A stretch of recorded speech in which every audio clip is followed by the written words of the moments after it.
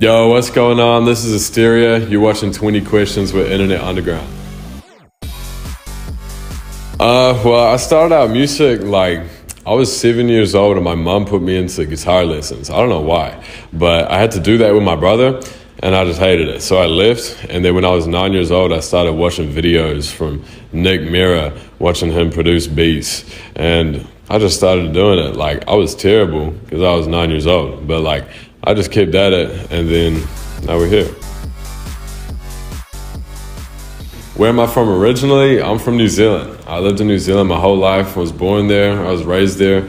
A lot of people think that I'm Polish, they think I'm from America, they think I'm Australian, but I'm from New Zealand. The music I listened to growing up, okay, now this is fucking crazy. When I was 9 or 10 years old, I was listening to Montana 300, I was listening to Speaker Knockers, I was listening to Young Lean, I was listening to Blade, I was listening to Type Boy Digital, Echo 2K, I was into random shit.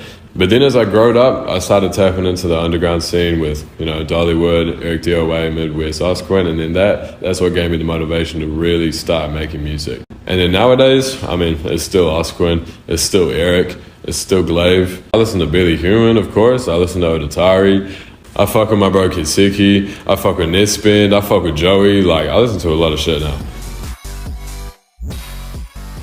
My favorite food, people think it's fucking bread, but it's really not like that. I eat that when I'm traveling and I can't be cooking shit and I'm only there for a couple hours. My favorite food is fruit. I go in there, I buy strawberries, I be eating fucking mango, I eat fucking mandarin, I eat fucking apple, green apples, I eat fucking bananas, I eat everything. I wake up, I have a whole fruit diet. I don't fucking need no meat or some fucking sandwich or some shit. I don't need it. Just put a fruit bowl in front of me, I'm eating everything, bro. Watermelon, you can eat that shit anytime, in the morning, in the night, in the afternoon. I don't understand the motherfuckers that can't eat fruit in the morning.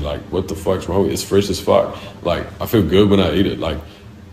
Why would you not want to eat fruit, bro? That's my favorite shit. Definitely Osquin, no doubt about it. Osquin's my idol. I've been looking up to her since before I even made music. That's the reason why I got into music.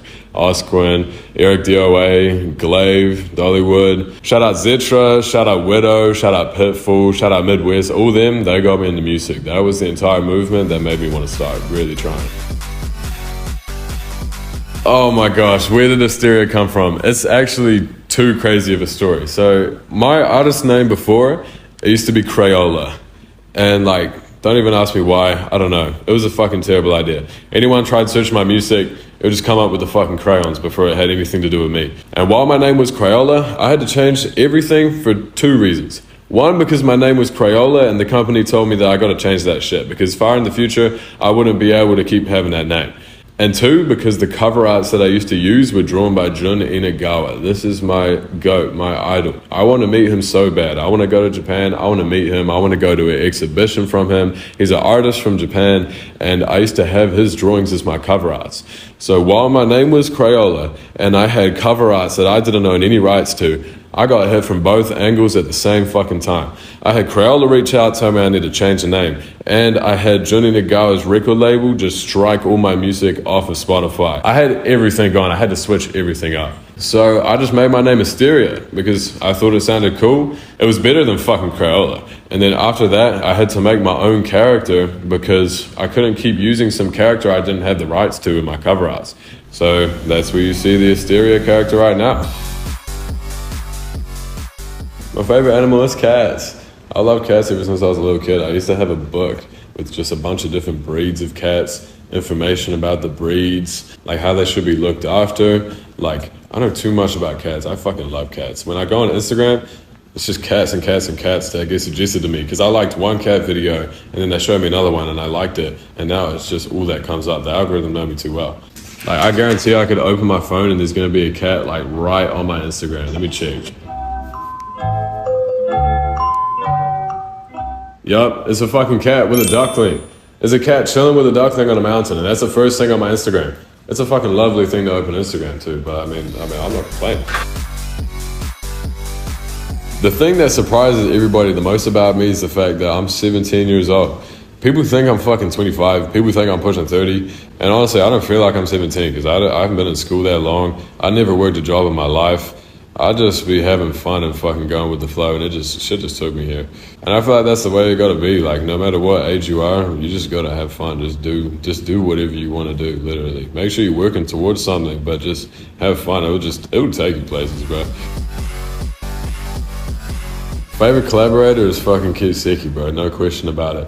That's my bro. Whenever I'm trying to make music and I got a song I like, I'm sending it to him.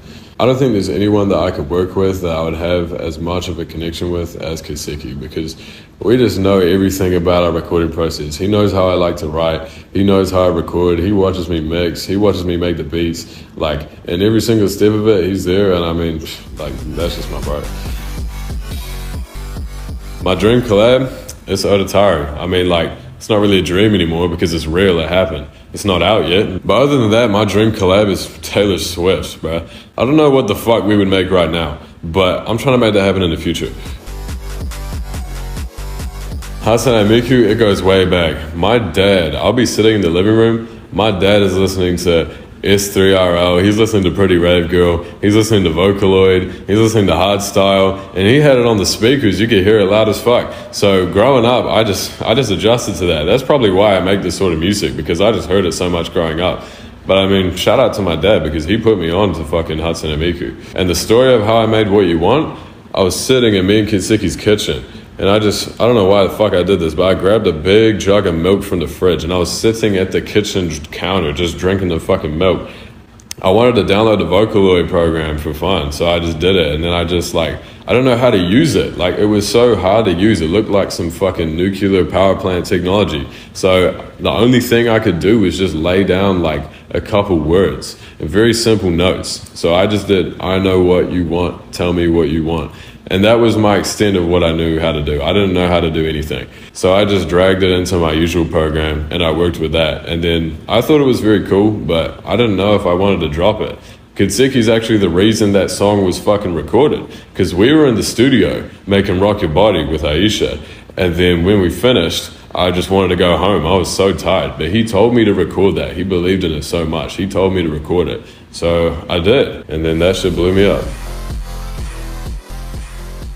My creative process, I mean, I make all the beats myself. I, of course, record them myself. I mix them myself. I master myself. I do every single process of making the song all by myself. I love how loyal they are, man. Like, I got fans that knew me back in like 2021, back in 2020, way back, and they're still fans now. I even shipped out a poster, like a custom-made, one-of-one, signed, I drew on it, poster to one of my fans back in 2021. And he still got it to this day. We still talk to this day. So like that, I love the loyalty. And they know how to go crazy. They go crazy at shows. Like they really are about it. With Kiseki, it's a crazy story. I was in New Zealand. I had just dropped out of school. And I wanted to make music work. And I didn't have any connections in music anymore because I just stopped giving a fuck because I was in school, I was busy, I was doing this and that. So when I decided to take music seriously, he was the first person that I messaged. I just messaged him as a fan. I was like, yo, can I buy a feature? And then he said, yeah, I've spent $100 for him to hop on my song. And then it was kind of like, it did all right. You know, it was a good song for me at the time. And then I went to go buy another one like a month later. Like we weren't even friends. Like I was just a business transaction. I went to buy another one from him. I sent him the beat for I Fucked Her Friend.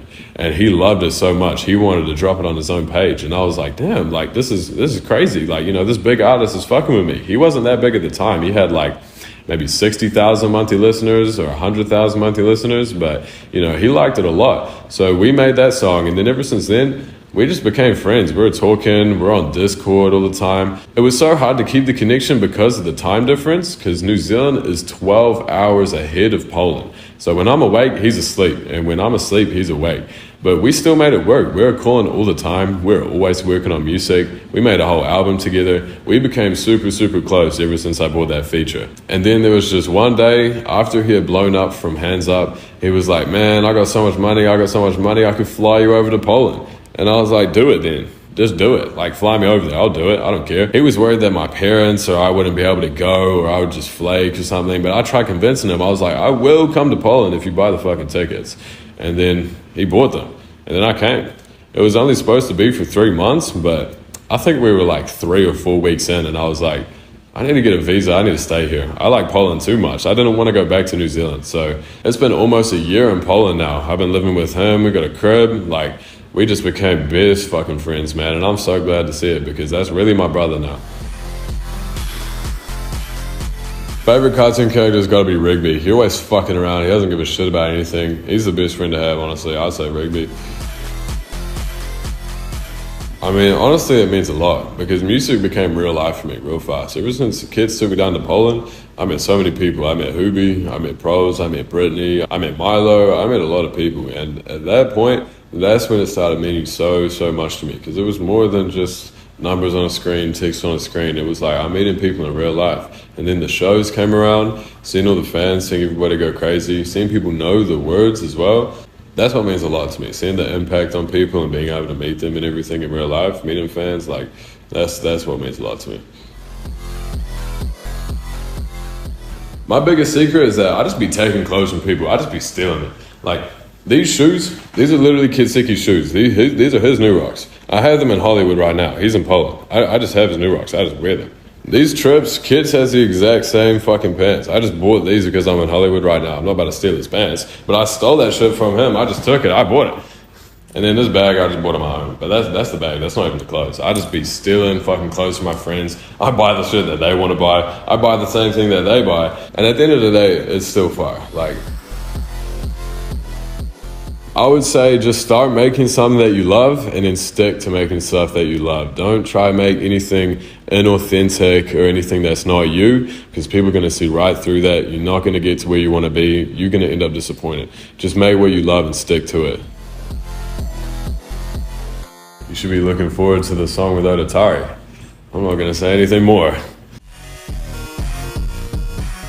My message to the internet is just be yourself and fuck anybody else. Do your shit and just treat your bros like family.